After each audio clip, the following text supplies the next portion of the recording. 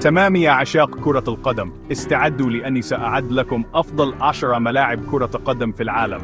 سواء كنت مشجعا متعصبا أو تحب الأجواء، هذه الملاعب أسطورية. هيا بنا نبدأ. المركز العاشر سيجنال إيدونا بارك، ألمانيا.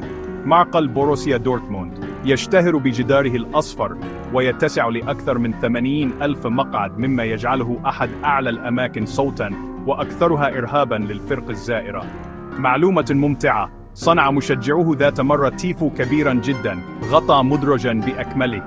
في المركز التاسع ملعب أزتيكا في مكسيكو سيتي. هذا المكان هو تاريخ كرة القدم.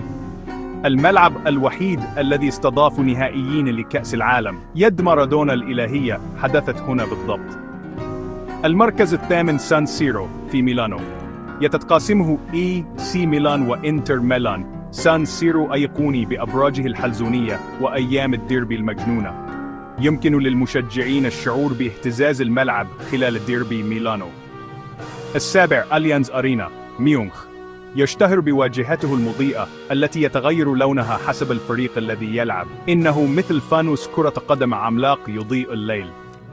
المركز السادس سانتياغو برنابيو، مدريد. قلعة ريال مدريد. مع استضافته لعدة نهائيات دوري أبطال أوروبا، البرنابيو هو معبد لملوك كرة القدم. وصلنا إلى المنتصف. في المركز الخامس ملعب ويمبلي، لندن. يشتهر بقوسه واستضافته نهائي كأس الاتحاد الإنجليزي. يتسع لأكثر من 90,000 مشجع هنا، مما يجعله أكبر ملعب في المملكة المتحدة.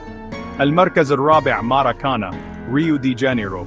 كرة القدم في البرازيل دين، وماراكانا هو كاتدرائيتها. سجل بيلي هدفه ال1000 هنا. تخيلوا صياح 100,000 مشجع، لقد استوعب هذا العدد ذات مرة. في المركز الثالث أولد ترافورد، مانشستر. مسرح الأحلام. معقل مانشستر يونايتد منذ عام 1900.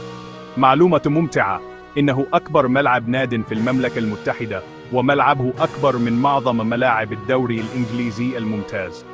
الوصيف. المركز الثاني كامب نو، برشلونة. أكبر ملعب في أوروبا من حيث السعة، وقلب نادي برشلونة.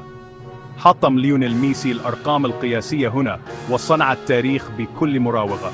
وأخيراً المركز الأول ملعب فرنسا المهيب، باريس. استضاف نهائيات كأس العالم الملحمية والمباريات الأسطورية. تصميمه يسمح للمشجعين بالشعور بالقرب من الحدث بغض النظر عن مكان جلوسهم. إذن، أي ملعب في قائمة أمنياتك؟ أو هل فات ملعبك المفضل؟ أخبرني في التعليقات، ولا تنسى الاشتراك لمزيد من لحظات كرة القدم الملحمية.